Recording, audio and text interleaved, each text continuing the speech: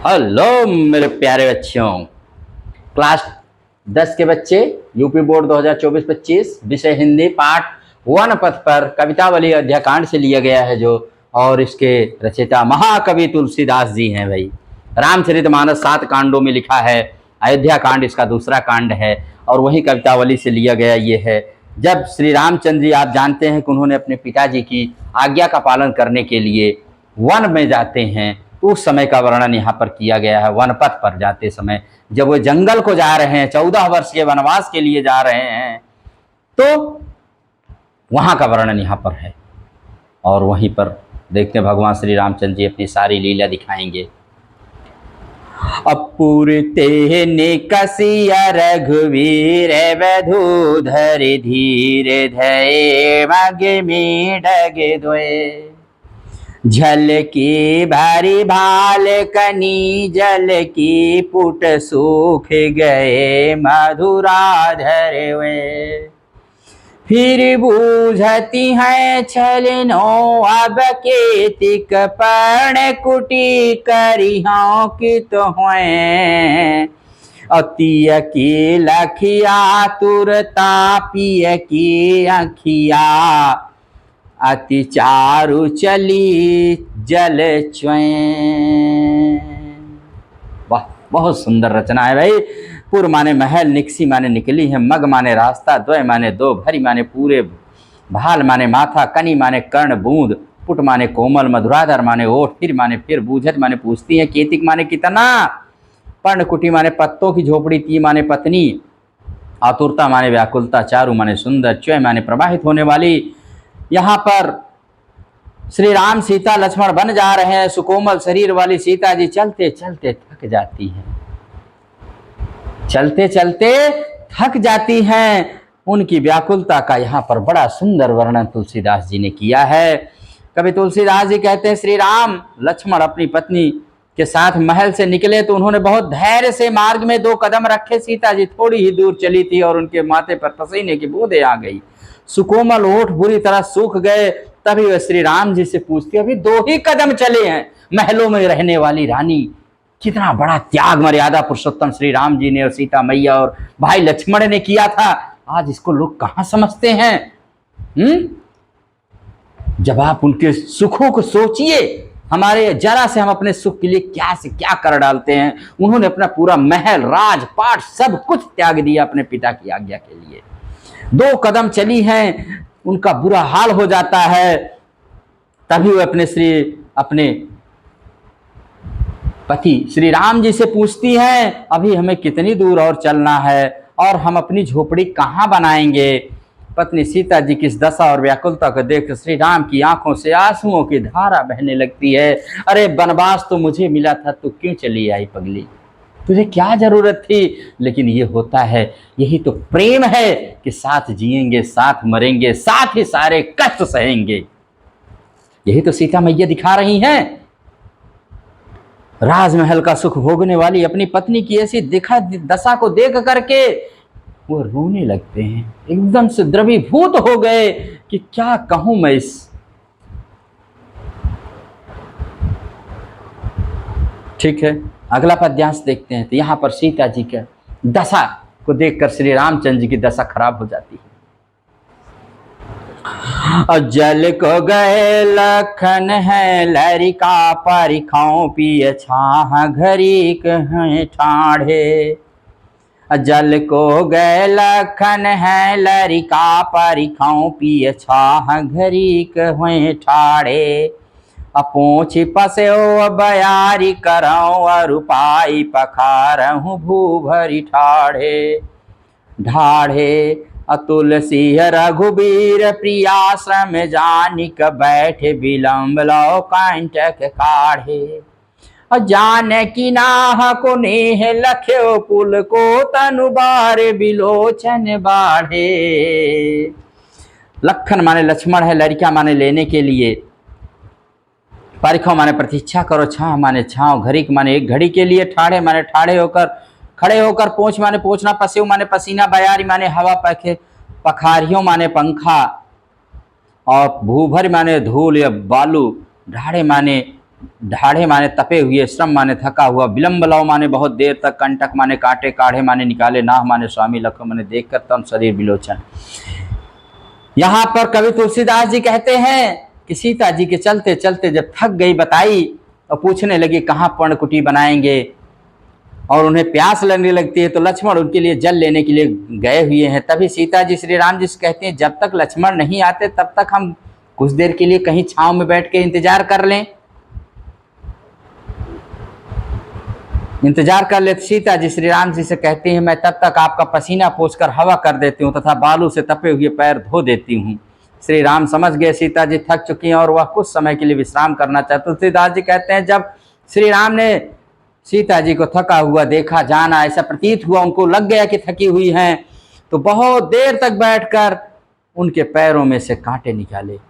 सीता जी ने अपने स्वामी के प्रेम को देखा तो उनका शरीर पुलकित हो उठा और आंखों में प्रेम रूपी आंसू छलक गए। वह कांटा का बहाना माने कांटा निकालने लगे। तुलसी रघुबीर प्रियासम जान की बैठ विलंब लो कंचक काढ़े, अजान की नाह को नेह लख्यो पल के तनुवारे बिलोचने। और उनके इस प्रेम को देख करके वो बहुत द्रवीभूत हो जाती। आगे, और रानी मैं जानी अजानी महारानी मैं जानी अजानी महापविपाहन हूँ ते कठोर हियो है, अराजहूँ काज अकाज न जान्यो कह्यो तिय को जिन कान कियो है, ऐसी मनोहर मूर्ति ये बिछुरे कैसे प्रीतम लोग जियो हैं, और आखिन में सखी राखी बिजोग इन्हें किम कै बनवास दियो हैं।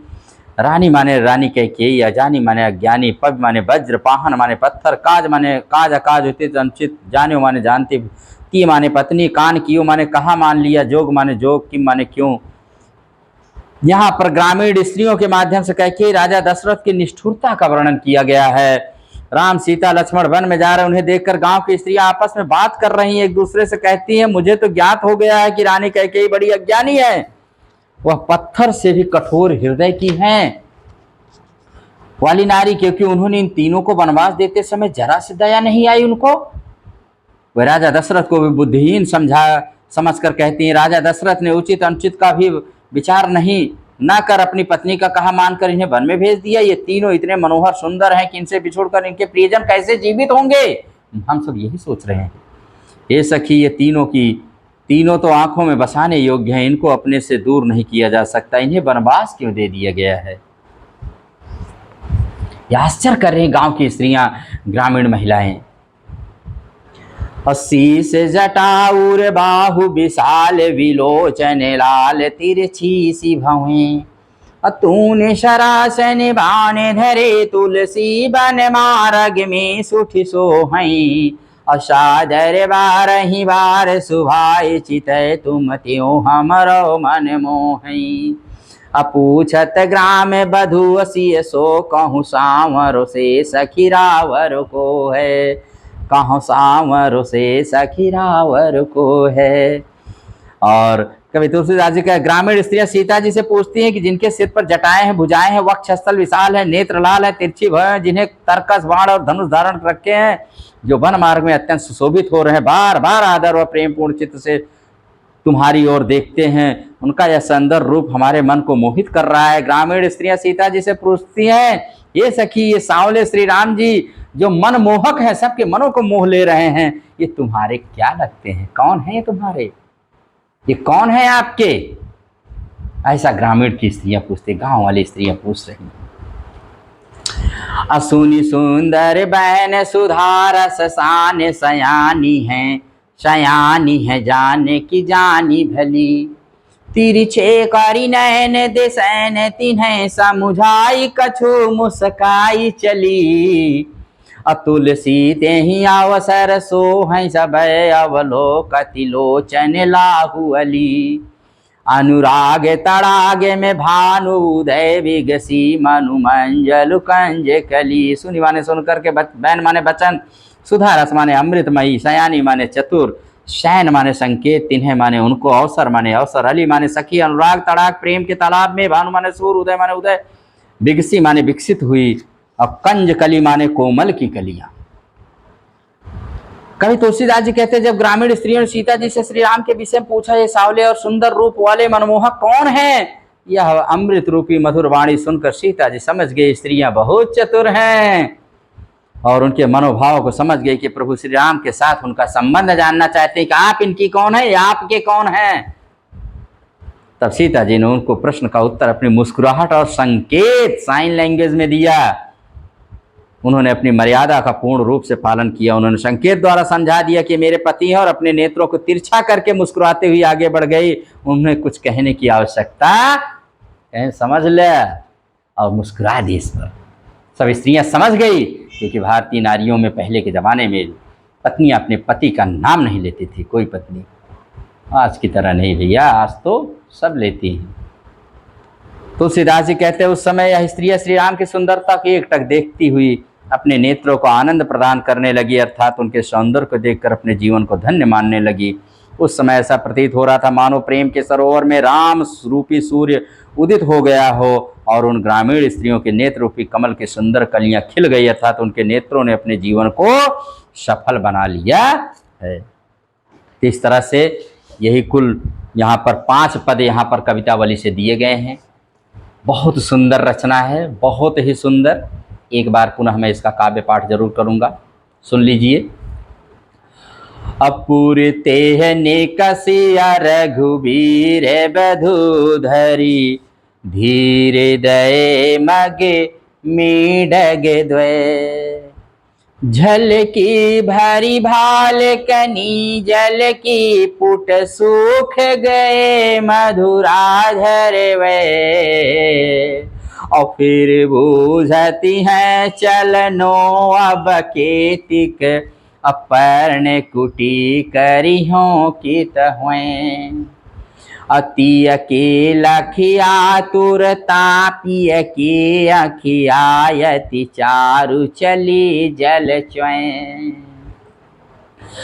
जल को गैला खनु है लरिका परिखाऊं, पिय छाह घरी के हुए ठाड़े, पोछी पस्यो बयारी कराऊं, और पाई पखार हूँ भू भरी ठाड़े, तुलसी रघुबीर प्रियाशम जानिक, बैठ बिलम्ब लौकांचक काढ़े,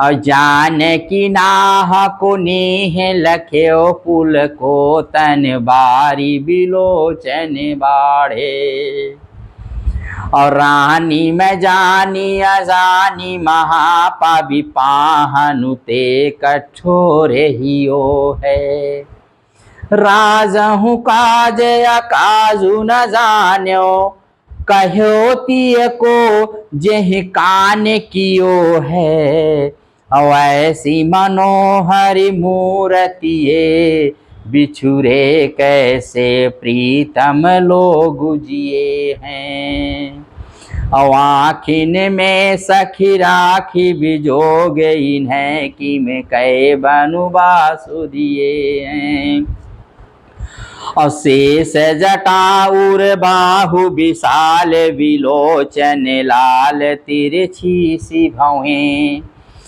तूने सराशन बाने धरे तुलसी बन मार्ग में सुठी सोहई, सादर बारही बार सुभाई चितै तुम तो त्यों हमरो मन मोहई, पूछत ग्राम बधु असिय सो, कहूँ सांवरो से सखी रावर को है, कि पूछत ग्राम बधु सिय सो, कहूँ सांवर से सखी रावर को है, सुनि सुंदर बैन सुधारस शान, सयानी है जान की जानी भली, तिरछे करी नैन दिसैन तिन्हें समुझाई, कछु मुस्काई चली, तुलसी ते ही अवसर सो है सब अवलोकति लोचन लाहुअली।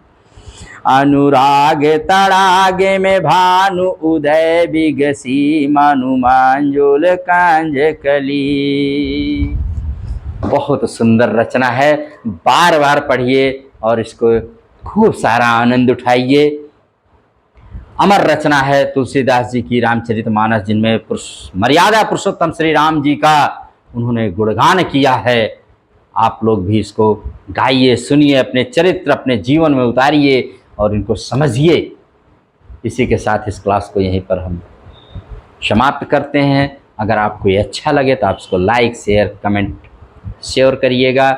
पढ़ते रहिए, आगे बढ़ते रहिए, क्योंकि आप का पढ़ाई भी जो रामचंद्र की वन पथ पर है, आप भी एक वन पथ पर हैं। आप भी संघर्ष कर रहे हैं और आपको भी जैसे 14 साल बाद रामचंद्र जी को तमाम कष्टों से मुक्ति मिली, वह आए और अपने राजपाट को शुरू किया, राजा बने। आप भी अगर अपने कष्टों को